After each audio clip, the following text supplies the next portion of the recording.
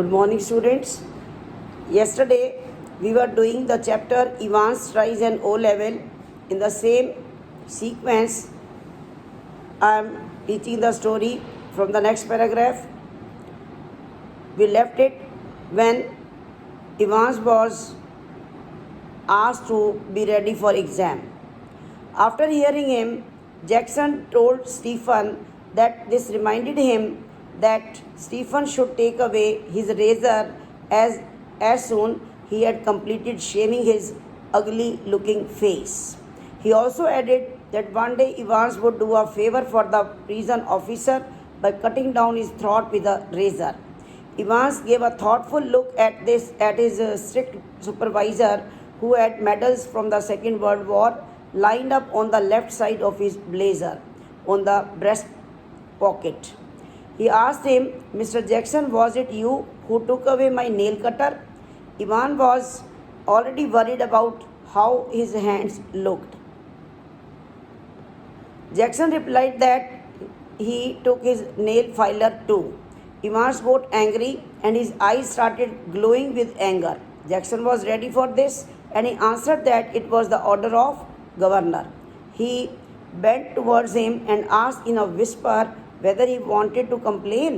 Evans denied by moving his shoulders, and Jackson told Evans that he had only half an hour to get ready and also told him to remove his dirty hat. Important point, students. Evans moved his hand towards his dirty woolen hat and smiled sadly. He told Mr. Jackson that he wanted to take it with him as it was his lucky charm. Evans knew that Jackson was sympathetic towards him.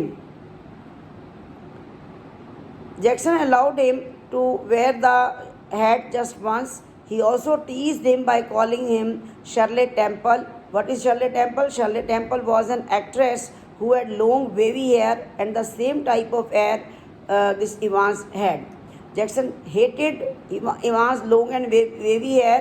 He then asked him to shave.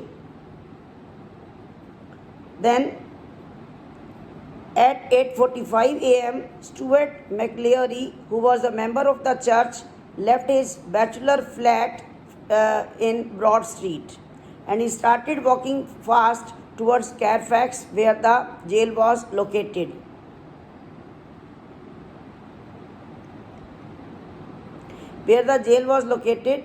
And then the weather reports claimed that the temperature would be below normal in early June. McLeary was wearing a black overcoat and a clerical hat. These are the things which are used by the church clergyman to protect himself from rainfall that started within half an hour. It had also splashed water on his spectacles. He was carrying a small brown colored suitcase in his right hand. It had all the things required for his morning duties, such as a sealed question paper envelope, a yellow supervisor form, a special permission card that verified him as a supervisor, a blunt knife to cut the seal of the paper, a Bible as he had to speak for a lecture after that, and the latest copy of Church Times. The 2-hour exam was planned to begin at 9:15 a.m. and Ivan was forming his face strongly when Stephen brought in 2 small square tables. He put them opposite each other in the small space between the bed and the painted wall. He then brought in 2 chairs. The less worn out chair was placed in front of the table, which was near the cell door. Jackson made a small final appearance and asked Evans to behave properly. Evans turned and showed his acceptance. "Okay, sir." Jackson ordered Evans to remove the posters which Evans had pinned up on the cell wall, and Evans agreed to this and said that he was about to remove them as he knew that it was some churchman who was going to come for the exam. Jackson queried as to how he knew that. Evans told that he had noticed it when he had signed the examination forms. Evans continued with his shaving and asked for Jackson's permission for asking something. He then asked him why the officers had put up a microphone in his cell, and he turned his head towards the space above the door. Means it was the order of governor. Jackson admitted that the microphone was not put up perfectly as Evans easily spotted it. Evans questions him why they think that he would run. Jackson replies that anyone with a sense would not trust him. Evans then questioned him as to who was going to listen to him. Jackson replied that the governor would listen as he did not trust him. Jackson also added that even he did not trust him, so he would watch him like a hawk, like an eagle. He finally asked him to keep his nose clean, means be careful, to which Evans again agreed. He knew this already and so had kept a neat hanky on the bed. Jackson wished him good luck before leaving.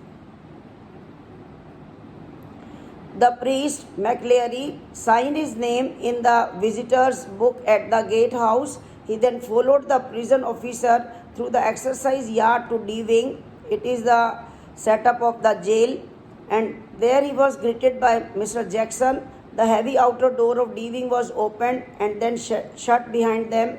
The same happened when they entered through the inner door. McLeary joined Stephens, and Jackson ordered Stephens to remove the razor from the cell, and Stephen agreed to that. He also asked him to keep a close watch, and McLeary made a vibrating sound while climbing up the stairs, following his new guide, and who he was, Mr. Stephen. When they reached the entrance of the cell, Stephen opened the peephole and informed McLeary that he was the person who had to take the exam. Ivan was sitting quietly facing the door, slightly away from the two tables. He was concentrating on the elementary German grammar. Stephen took one of the keys from the ring and opened the lock. The lock of the cell made a ringing sound after it sprung up. At 9:10 a.m., the governor switched on the receiver of the microphone. He ordered Jackson to tell Evans to be careful as they had installed a microphone in his cell. He thought that it would be good to forewarn him, and he said it in a way as though Evans would never be able to spot it. A thought came to governor's mind that all this seemed like a theatrical drama, and all their preparations were like those done by the schoolboys. He thought that how could Evans think of escaping that day? He could have tried it when he was at the recreational block, because it was quite easy to escape from there. But today he was locked in his cell. All the officers were closely watching him. They were on alert duty. There were two doors between his cell and the yard. There were walls as high as piles of dry grass. Yes, Evans was totally safe now. The governor thought that there will be no problem if he keeps the receiver switched on, although he knew that there was nothing to listen because it is the duty of the supervisor to maintain silence. But he was still in doubt. He was worried about Evans taking undue advantage of McLeary. He could have smuggled him to take long-bladed hand tool or a rope ladder. The governor at once got alert. He thought that they had taken away all the possible weapons from Evans, but there were chances that McLeary could have brought some weapon knowingly or unknowingly with him, such as a jackknife, which is a large knife with a folding blade, or even Evans could hold him captive for forcing the prison officer to release him. Okay, we'll continue in the third lecture.